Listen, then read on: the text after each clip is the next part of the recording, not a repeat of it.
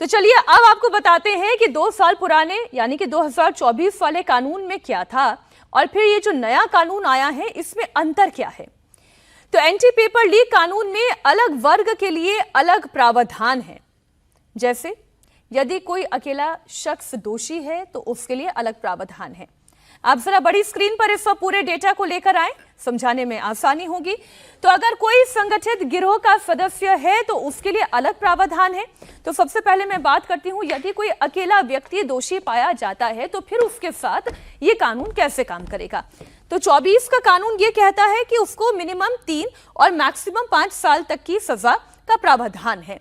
लेकिन 2026 का ये विधेयक कानून की शक्ल लेता है तो 5 से 10 साल तक की सजा का प्रावधान इसमें रखा गया है। और फिर जुर्माने की यदि बात करें, जो पहले 10 लाख का जुर्माना था अब वो बढ़कर 50 लाख तक के जुर्माने पर पहुंच गया है। यदि कोई व्यक्ति दोषी पाया जाता है तो फिर यह कानून ऐसे सख्ती करेगा। अब एंटी पेपर लीक में केवल संगठित गिरोह के मेंबर्स के लिए कठोर सजा का प्रावधान नहीं है, बल्कि पूरे के पूरे सर्विस प्रोवाइडर यानी कि बायोमेट्रिक फर्म हो, चाहे प्रश्न पत्र के ट्रांसपोर्ट में शामिल हुई एजेंसियां हो, अगर उसके सदस्य या डायरेक्टर या प्रबंधन के सीनियर मैनेजर को दोषी पाया जाता है तो ऐसी सूरत में क्या होगा वो भी आप समझें। इसमें 24 का कानून 3 से 5 साल तक की सजा का प्रावधान रखता था, लेकिन 26 का कानून 5 से 10 साल की सजा, 5 करोड़ का जुर्माना, जो पहले 1 करोड़ का जुर्माना था उसे सीधा बढ़ाकर 5 करोड़ का जुर्माना कर दिया गया है।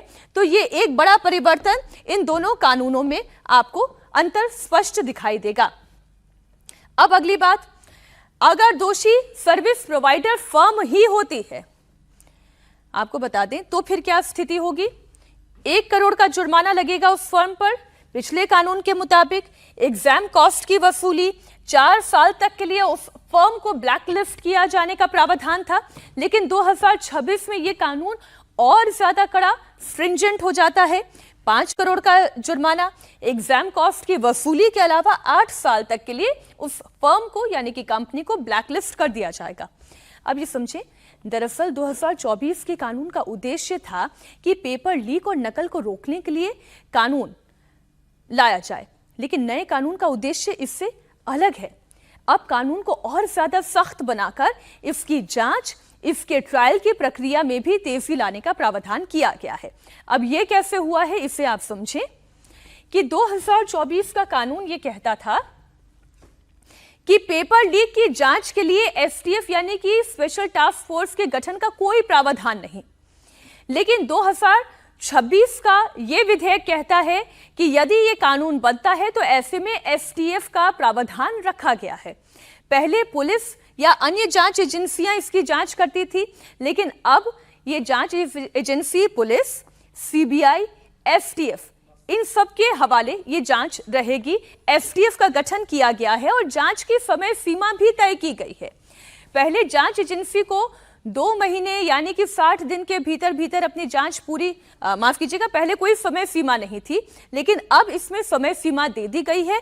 जांच एजेंसी को 2 महीने के अंदर अंदर अपनी पूरी जांच करनी होगी, चार्जशीट तैयार करनी होगी, कोर्ट में चार्जशीट लगानी होगी और उसके बाद के लिए भी टाइम फ्रेम तय है।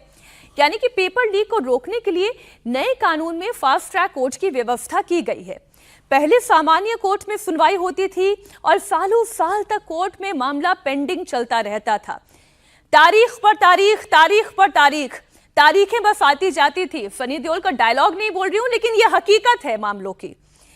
लेकिन अब फास्ट ट्रैक कोर्ट के बन जाने से 3 महीने के अंदर अंदर चार्जशीट फाइल होने के साथ साथ फास्ट ट्रैक कोर्ट में सजा सुनानी होगी और रोजाना के तहत सुनवाई होगी।